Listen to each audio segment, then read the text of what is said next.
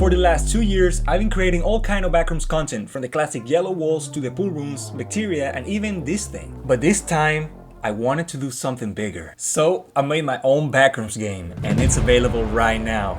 And yes, it's multiplayer. Behind!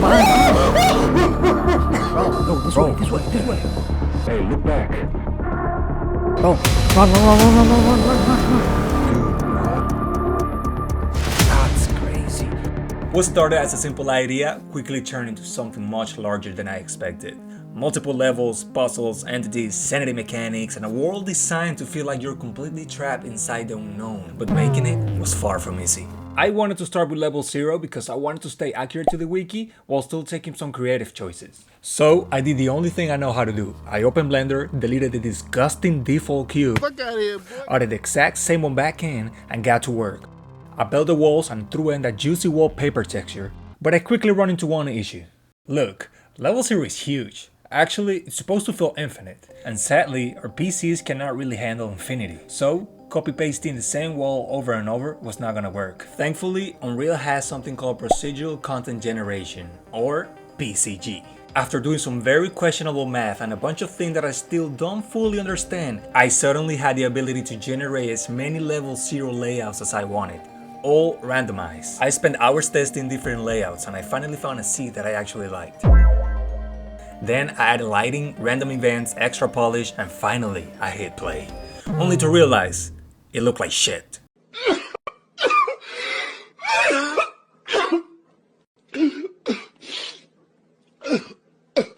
So I reworked the texture, adjust the lighting, and then of course RTX on. Let him cook! Let him cook now! Let him cook! I said let him cook! And man, it was a day and night difference. But I couldn't just make a huge level into a walking simulator, so watch your back, because something might be lurking nearby. There's a lot more to see, but I'd rather not spoil everything. The rest is for you guys to experience, and you can play it right now for a discounted price of $5.99. So tell your friends and jump in together. After beating level 0, you move into the next level, the habitable zone.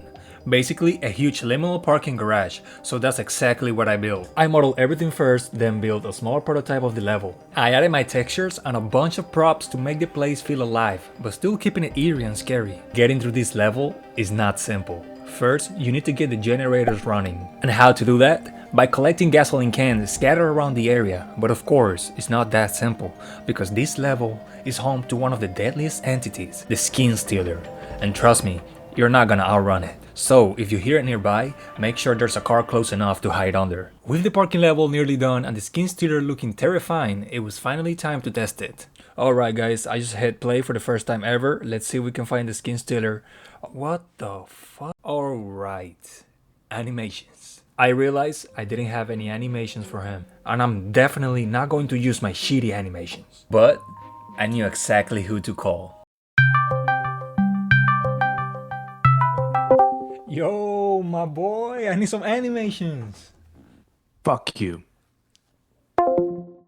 Damn. So I convinced the animator to help, don't ask me how, and just like that, he made these fire animations for the skin stealer, and we finally had a monster that moved the way it should. And by the way, Reno is my boy to go for animations, so if you ever need any, just hit him up on X, he will animate anything for you. Yo, what the hell is wrong with this guy?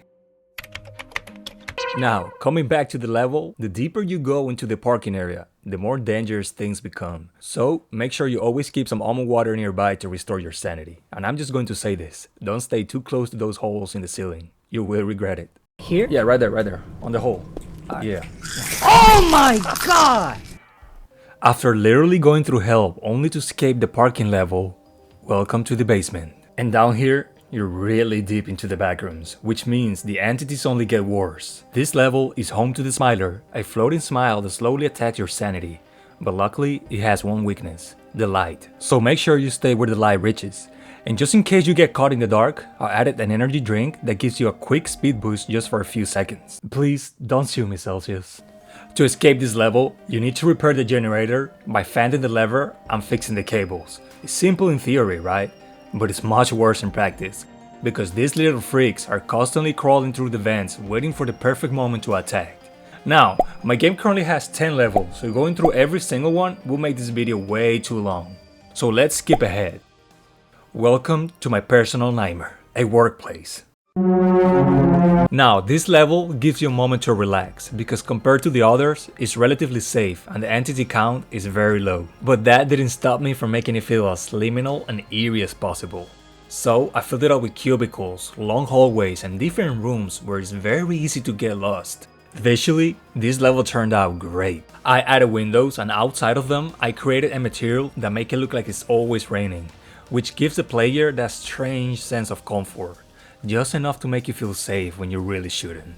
The power here also feels unstable because every now and then the lights cut out for a few seconds.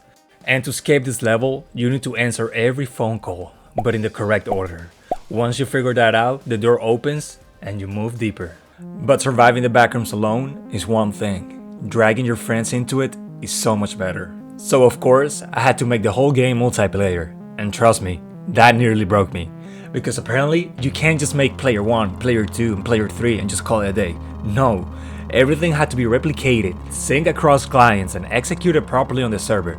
But enough of that boring talk, because once it finally worked, things got a lot more chaotic. And it feels so much better getting lost in the backrooms with your friends. 1 second, you're solving puzzles together, and the next second, everyone gets crazy because something starts chasing you. And I improved the movement too, because before, it felt stiff, buggy, and honestly, I still have no idea how this even happened. Dude, it better works now, please. Oh my god.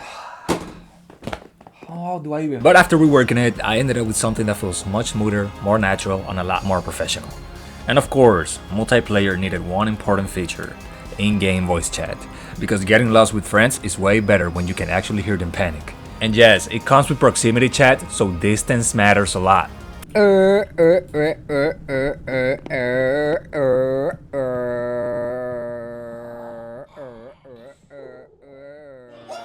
There's a lot more content to show, but like I said before, I don't want to make the video too long. I could have split this into different sections, like one video focused on the levels, another on multiplayer, all the new mechanics and features I added.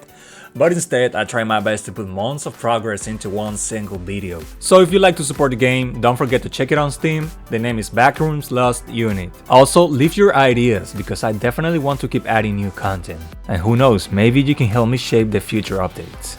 Drop the levels you love to see added, and even tell me which level from my older videos you want to see make a comeback. So thank you guys for watching, don't forget to like, and I'll see y'all next time.